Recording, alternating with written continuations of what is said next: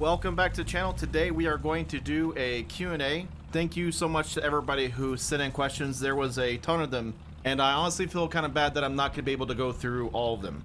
If you really want me to respond and answer something, please feel free to leave a comment below on this video, and I will do my best to go through and answer as many as I can. Feel free to do that for any video. I always try to read through as many comments as possible. And I'll just say this, like, some of you need help. But if you absolutely have to have an answer to this question, I will let Zoot respond in the comment section. But before we get into the questions, I want to do a quick channel update and kind of let you guys know what's going on and what's been going on. I'm unfortunately gonna have to start this video off on a sad note. MP Czar, who for those who have been around the channel for quite a while, may recall that name. He was heavily involved on our Twitch channel, our Discord, and he was in a few videos back in the day, had sadly passed away about a month ago.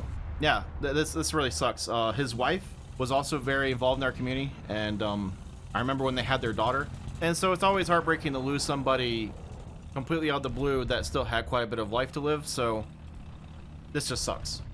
So hopefully some of y'all may remember him from the videos back in the early days, but I would like to do something for the family.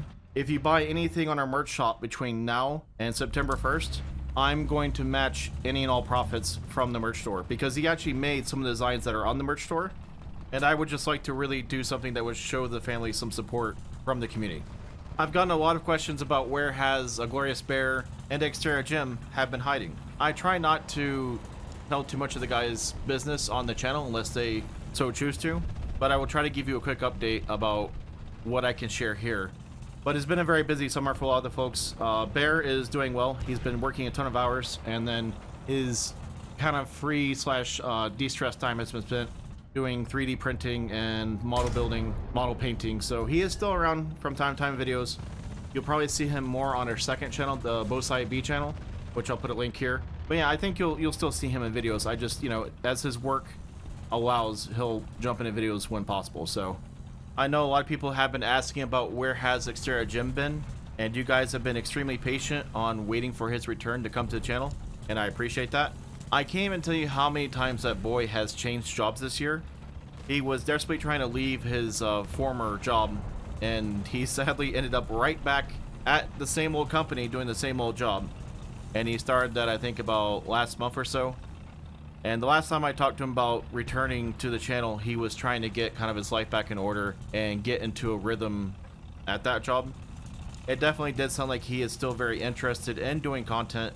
It's just going to be when he is ready, and I completely respect that. And again, I appreciate you guys being patient. The last thing, and this is a big announcement that I've been kind of holding off because I've been wanting to make sure that this is the path I want to take for the channel. I'm going to kind of lay things out right here, and I'd love to know your guys' feedback, because I always want to do what I feel is fair for the viewer.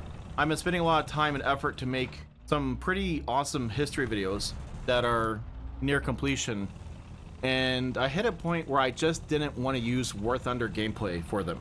I'm still going to do the history content that we have been doing, but for these bigger videos, I wanted to try to go above and beyond and take that next step and actually use real life footage and real life pictures as much as I could.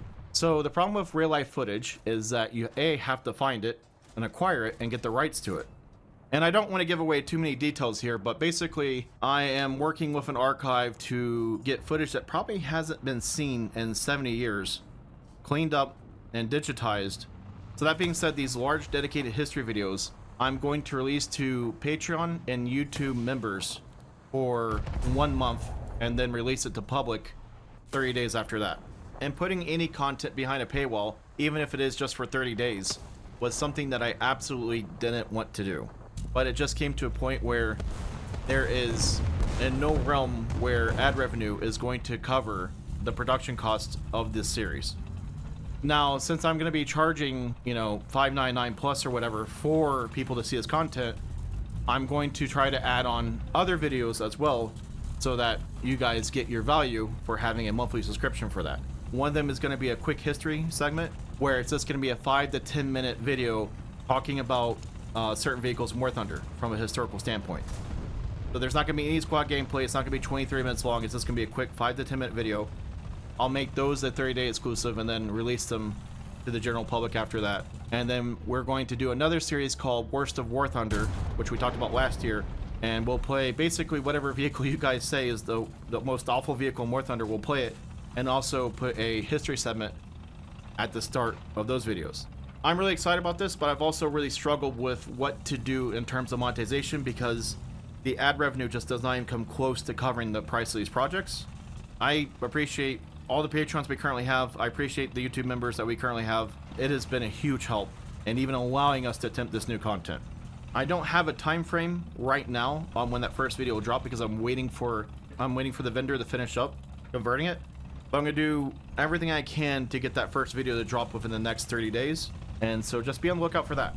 And one last thing before we move on, I am going to try and put up as much of the footage as I can onto Patreon and its uncut, untouched form. So it may not have audio, it'll be in different qualities, but if you'd like to see whatever I find, I'm going to try and share whatever I'm legally allowed to share on Patreon as an added bonus. Alright, I feel like I've rambled enough about that. Let's get into some questions. How is it looking with SnowRunner roadcraft content? I missed those videos. Have a nice day. So we actually had a SnowRunner video planned to come out in June for you guys, but something happened in real life that one of the guys couldn't join, and it's just been really difficult to get all 4 guys on a Saturday, Sunday free to get together. We have the map, we have the vehicles, we have everything set up, we have the save ready to go. We just need to find time to get everybody together to do it, but I do promise that it is on my absolute to-do list to get Roadcraft and SnowRunner both back on this channel. I just don't want to give a time frame because I hate giving dates that I can't for sure uphold. Would you be brave enough to try one of Stick Boy's cooking methods? My first reaction to this question is yes, but then I probably honestly wouldn't because his taste of food is completely different than mine because he's very big into Midwestern food or Korean Japanese cuisine. I assume though that this question is primarily targeted at how he uses his rice cooker to basically cook everything. And what he does isn't necessarily out of the norm because a lot of the nicer rice cookers can do quite a bit of different things in it, especially when he was living in college and he just didn't have many options. But that ain't me. No. What sparked your interest in military vehicles and history? That is a really good question. I think honestly it's just because I grew up surrounded by it. I had, on my mother's side, her parents, my grandparents were both World War II veterans. My father was very big into Vietnam movies and Vietnam documentaries and Civil War stuff. We always went to battlefields, so it's just something I kind of grew up around and I've always had an interest for. This is the most bizarre question and I don't know why 5 people have upvoted it. When it comes to dumpsters, do you have any preferences? No, but there is one dumpster in Florida where I lived in an apartment complex that I have a forever grudge with. It was like this 8-foot tall dumpster that just had a slot that you threw your trash in, and then it would slide down all the way to the bottom, and it was locked. And one night on the way out, like a Friday night at 8 p.m. on the way out, I had my car keys and a trash bag in the same hand, and I went to go throw the trash into the slot, and the keys flew out of my hand, and I heard them scrape all the way down the dumpster to the bottom. And I spent 45 minutes trying to figure out how to get in that thing and climb in there, and must have gone through hundreds of pounds of garbage and was unable to find my keys. And to this day I have a grudge against that style of dumpster. I can't tell you how excited Bear was when he saw this next question.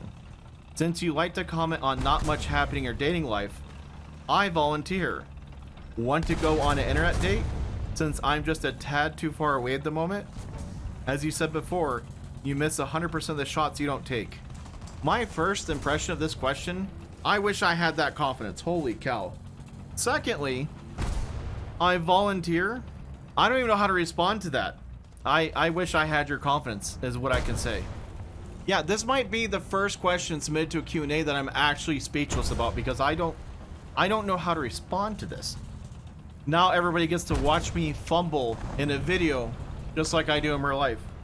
I've never been so happier to see a question about military vehicles. If you were in charge of outfitting the ground fleet for the military of a fictional country, what would you choose to import? MBT, Recon, SPAA, etc. For an MBT, I would go with T-72. They're very easy to maintain, they're very affordable, and they're just good enough unless you face another MBT from the past 40 years. But that's beside that. T-72s will work for whatever poor country has put me in charge. For recon, I would want something like the ERBC Jaguar. Yes, we're going from absolute low tech to high tech, but I want something that is wheeled, that can punch well above its weight. Mobility and firepower is what I want. For SPAA, I would honestly want to base it around a lot of manpads first. I don't like the idea of putting large installations where the enemy will be able to find them and engage them. Manpads can literally hide anywhere, so Stingers and Iglas would be fantastic. Past that, you know, you probably want some type of intercept system like Patriot, but I wouldn't like try to do a bunch of AA cannons that are in place or anything crazy like that. We saw how well that worked for the Iraqis. I wouldn't try to make a wall of lead in the air or anything crazy like that. Hey Bo, as you were living in Florida when I started watching your channel, and I was wondering if you had any good Florida man stories that you either witnessed yourself or that happened to someone you knew. So yeah, there was actually a couple weeks there that I lost internet because somebody who was trying to score some drug money saw the internet company's truck out at 3 a.m. laying new fiber optic cable down the street, but they thought that they just had a huge trailer of copper. So the guy hopped in the truck as the workers were, one was like in the boom and the other one was like down in the ditch. As he floored it, it ripped everything out. The whole like city lost internet for a week and a half. The guy went down the road for 3 miles as the one worker was stuck up top. And then he, for some reason, drove into the Denny's, smashed into the front of the building, got out, and tried to run away. So yeah, that's one of my Florida man stories. Hey Bo, big fan of the channel, been watching a long time, a little over a decade or so. I was wondering how many matches you play on average to get clips for a video. So that's a really good question, and of course it completely depends on the night and what vehicle we're running. For the whole reproduction video we just put out, that was actually completed in 6 matches. Some other videos we're not so lucky. It just depends on what we're doing. We tried to do a Terms 3 video a couple weeks ago, and I think we hit about 10 or 12 matches, and we're just getting absolutely destroyed by the spam of T58s and XM246s. And we decided for our mental sake and our time, we switched over, and I think we did the Herman the German Sherman video that night. Typically, we don't go past 2 or 3 hours for a standard War Thunder video. What are your thoughts on implementing niche equipment into a gaming setup such as flight sticks, foot pedals, or macro pads? So anybody who's getting into flight sims, I will always tell you to buy a decent intro level flight stick like the Thrustmaster T16000M first. Use that for like 6 months to a year. If you're finding yourself using it enough that you're getting your money out of it, then I would encourage you to look at the more niche, nicer equipment. When you buy nicer racing wheels or flight sticks or pedals or so on, it's going to take a lot more time investment to set that stuff up, calibrate it correctly, and to get it to work. I just bought a Tobii eye tracker, and that actually took quite a bit of work to get that to be able to work inside of IL2 because I have to use a third-party program, and then I had to calibrate it. If you're going to use it, absolutely buy it, but it gets very expensive very quickly. So foot pedals are something that are definitely a nice accessory to have for either racing games or flight sims, but it's something that you kind of have to, especially for flight pedals I'm talking about here, you have to kind of learn new muscle memory. So I would say just get something like a Thrustmaster T16000M first and then do the pedals later. Have you all ever thought about building your own vehicle, either modifying an existing chassis or buying a kit? I do every couple weeks go through Facebook Marketplace and other sites and look for classic Toyotas and go, wow, that'd be really nice to restore that Land Cruiser, that FJ40. Oh, there's a Supra. And then I go, nope, I know how much work that is. That has a crap interior. I just always find the excuse to not do it. But honestly, I just don't have a lot of garage/driveway space to even think about doing that here. I did pick up a new vehicle last year. I've been kind of keeping quiet on that because I was going through some doxing issues last year, and I didn't want to advertise to that individual that I had a new vehicle. But I ended up picking up a Toyota 4Runner that is in immaculate condition, no scratches, scuffs, nothing. The thing is like showroom quality still. I keep looking at things I want to do to it, and I'm like, no, it's too nice to start cutting into. I'm also kind of just deciding what I want to do to it long term. Will you guys ever do hide and seek with viewers again? We will, but I don't have a date or any current plans to do one soon. I get asked this quite a bit, and we've done a lot of hide and seek on the channel, and it was kind of hitting a point where I was not finding it as fun as I once did. And if I don't have full enthusiasm for doing something, I just don't want to make content on it, because it's just not, I don't feel like that's fair to you guys to not get my best. As War Thunder adds new vehicles and maps that I think would be neat and exciting for hide and seek, that's when I will typically plan them. We always do a ping first on our Discord for our Patreons, YouTube members, Twitch members, and we usually give about a week's notice when we do those. This question is just a baseball question, but this one, sorry, I just need a moment to get the words I want to say here. I'm gonna say something that maybe only 10 viewers may understand. I was raised just off of Cooper Street, so I am Texas Rangers through and through. My father actually worked at the stadium for 10 or 13 years when I was younger, and I remember seeing all of the old greats of the Rangers as a kid. And Nolan Ryan is also the GOAT. Trash cans don't have a place in baseball. What was your most traumatic story from any past job you had? Oh, I've got a story for this. So I worked IT for a medical group for a couple years, and there was a surgery center on our first floor. And I was up on the third floor of my office one day, and this nurse called, hysterically just yelling on the phone. We deleted the computer. We deleted everything. We lost the computer. The computers died. We need your help. And I go, what computer are you at? I'll just remote desktop in. And she goes, no, you gotta get down here right now. And she hangs up. And I turn to look at my boss, and she goes, well, looks like somebody's going to surgery. Good luck. So I get down there without really knowing what to expect. I walk into a clean room where the head nurse is waiting for me, and he goes, all right, you're scrubbing in. And basically had me in a clean head to toe bunny suit. I'm talking mask, hood, shoes covered, everything covered, like I was gonna do the surgery, right? Like at this point, I'm like, what is happening? I walk into the surgery room where the computer is, and I'll never forget this. I walked in and saw the doctor, who I was pretty good friends with, immediately look up and smile at me, and I knew right then and there he was about to troll me. And then I looked down at the old lady that they were doing surgery on, and her eye was removed from the socket. It was just laying there on a pad. And I was like, oh, this is absolutely horrifying. This is my nightmare. And then I immediately looked at the computer, and I like focus on the computer. And then the doctor kept saying my name, and I turned slowly and look at him, and he's holding the lady's eye and goes, I've got my eye on you.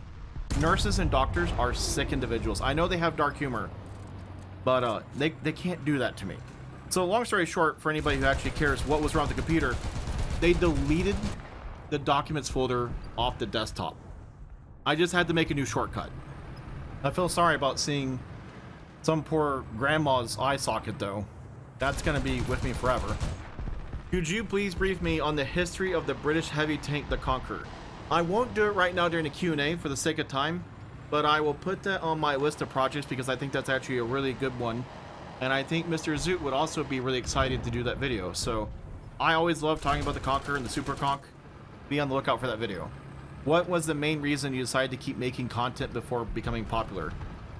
I actually started editing videos way back in high school before YouTube was a thing. I just always had fun making montages or highlights, or always found it just a creative outlet. And then as I started to game more, I started recording just to keep highlights and memories, and it was always for fun. I never expected this to become a thing that people would actually want to see. I still remember the first time I got 1,000 views, and I was like, holy cow, this is the best thing ever. Like, I was so excited for that first video that hit 1,000 views. It was always about just saving memories of friends, you know? That sounds corny. Hey Bo, how's your mother's health now? I remember an update video that you told us you found her passed out and that she was admitted to the hospital. I hope she's doing well, best wishes. Her mobility has been basically degrading to nothing. And for those who have elderly parents that are stubborn, I'll share this story with you, but this is basically what I've been going through. When my father passed, a large catalyst for him passing as young as he did was that for 20 years he refused to have a knee replacement. He would just not, absolutely dug in, I'm not having a knee replacement. And then he lost all mobility. He eventually, one morning, tried to get up, fell out of bed, and nobody found him for 7 days. on the floor, which led to, of course, other medical issues, and then he passed about 4 or 5 days after that. So I had to talk with my mother saying, you have a bad knee, you have a bad hip, you saw what happened to dad. So when the time comes, will you have a knee and hip replacement? And she goes, yeah, absolutely. Well, now we're at that time where she has no mobility, and she's basically almost bedridden at this point. She only does about 10 to maybe 15% what she used to a year ago. I've done everything I can to make her final chapter here comfortable, and it is what it is, right? But I appreciate you so much for asking that question. That's also just been another stress slash, you know, thing I've been dealing with besides the channel. So will you be playing IL-2 Korea after its full release on August 4th? Will there be more IL-2 Stormgate play? Absolutely. I do plan on doing more IL-2 as well as IL-2 Korea. I just got my game copy a day or two ago. I am very excited about the new vehicles that are coming for IL-2 Great Battles. They are adding the B-26, B-25, FW-189, and a couple others. So you will be seeing more of that game. And it's also really cool that the other guys are getting excited to get back into it as well. So I think you can definitely expect maybe a video a month or so. They're a lot of work to try to cut the third-person footage into the first-person footage, but I definitely do enjoy making them, so it just takes some time to make those. A question for the Q&A. Have you ever played any of the Ace Combat games? So I played one of the earlier ones, like 3 maybe, on Xbox, and then the community really pushed me to try the last one that came out, and I made it all the way to like chapter 14 or 15, and then I completely lost it. I really so badly wanted to complete that game, and mind you, that is not typically my style of game, but I thought I was doing pretty good, and then holy crap, I wanted to crash out after trying to play through that 5 or 6 times, and then I never picked it up again. I don't know if I'll pick up the new one. I haven't really decided. I'm on the fence on it, but is that a series that you guys like to see on the Bow Side B channel, me trying to play through Ace Combat? I don't know what bow you'll get depending on how the missions go.